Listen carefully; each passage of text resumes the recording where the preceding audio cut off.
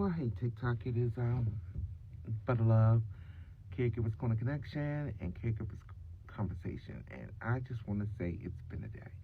First of all, the Honey Bun King is fine. All the lab work came back spotless. He is down where he's supposed to be. He is now at 224. They did give him meds. I just picked him up from the doctor to get the swelling down. Basically,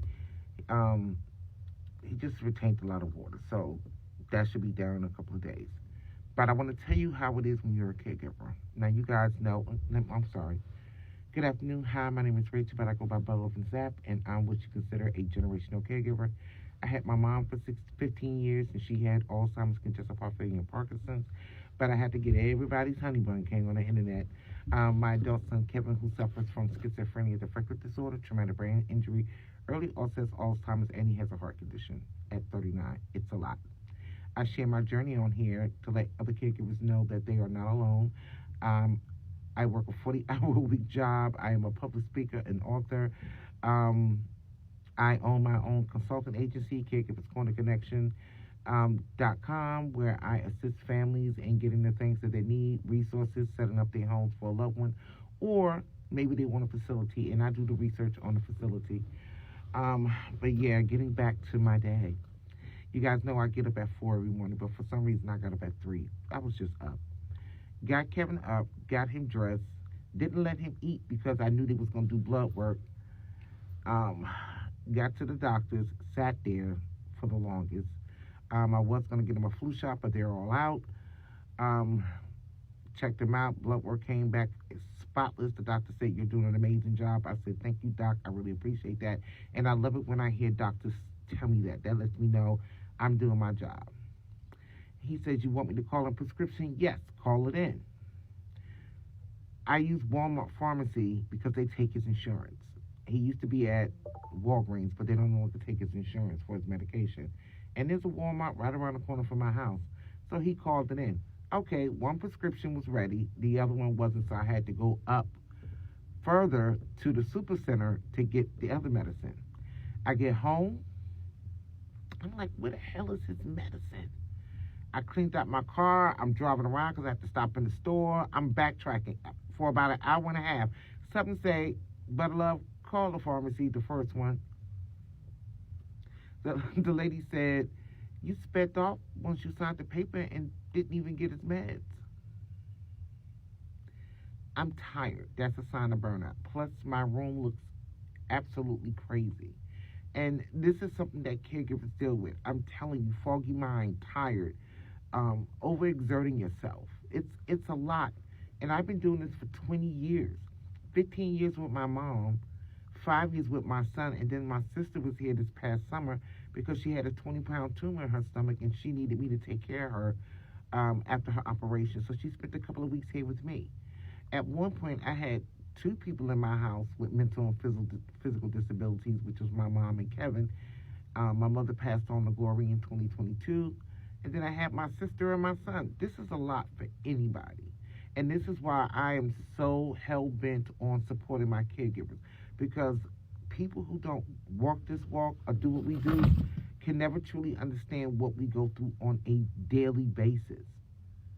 My day starts every day no later than 4:30.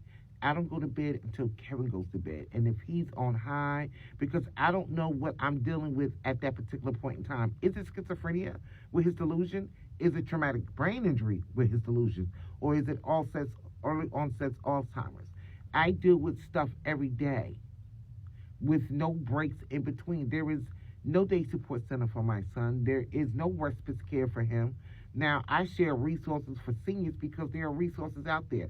There are resources out there for people who may have cancer. There's resources out there for some resources, because I'm not an autistic mom, for autistic mothers.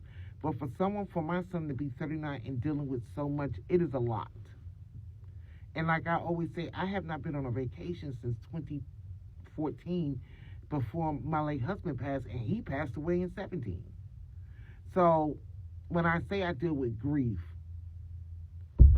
survivor's guilt, because even though I was there when he passed, I did CPR on him for almost 30 minutes before help came.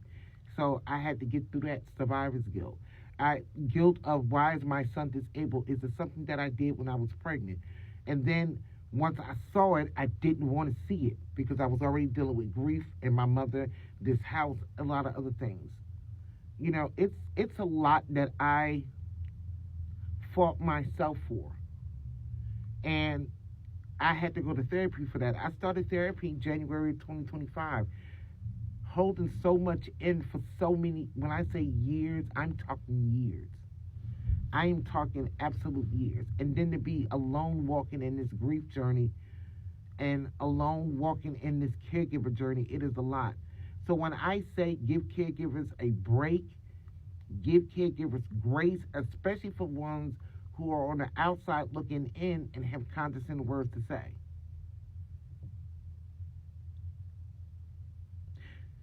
This walk is not for everybody. It really is not. So if you are taking care of someone and maybe that disability has surpassed what you can do and you have guardianship or power of attorney and now it's time for them to transition them out of your home into a facility, do not allow your family to talk shit, because they're not the ones doing everything. And even though you place that loved one someplace permanent, that does not mean you're not a caregiver. You're still a caregiver. You're just not caring for them in your home. You still do their laundry. You still go to the doctor's appointment. You still got to do their financial information. You still got to do all that. Pain medicine. You still got to manage everything. You're just not managing all that and them in your home, because that is a lot. Now that I got his meds, I'm going in the house. I'm going to clean up my room because I have to clean up my room. Because people don't realize when I come home, I'm at another job. And my other job is caregiving. So, you see a caregiver, tell them have a good day. If you see a caregiver, just say you're doing a great job. For family members that have someone who is taking care of somebody, if you don't have anything to say nice, if you're not pitching in, even if it's nothing but, hey, you take a nap, I'll sit with them, or hey, you want me to come do your laundry for you, or is there anything you need from the store? Do me a favor, shut the fuck up. And I mean that wholeheartedly. Disrespectfully, I mean that. Shut up. It's already enough with us looking at people that we love suffer and eventually pass on without your condescending tone. And I mean that. I truly do mean that. So, let me go in the house and get this boy's meds. Because I feel like a road runner. Because that's all that I do. I go from work, home, work here, my business, making their appointments with that, doing public speaking. It's a lot that I do on a daily basis. So like I said, if you know of a caregiver and you're not chipping in, but you got something condescending to say, shut the fuck up. Please. We got enough on our plates. Other than that, you guys have an amazing day. To all my caregivers, I am giving you your flowers now. Not just my women caregivers, but my men caregivers and my medical moms and medical dads. They don't know this walk. And don't allow anybody to put any more bricks on your back than what you're carrying. Take it, leave it in 2025, because 2026, you're not tolerating the bullshit. So, I'm in the house. See you guys later.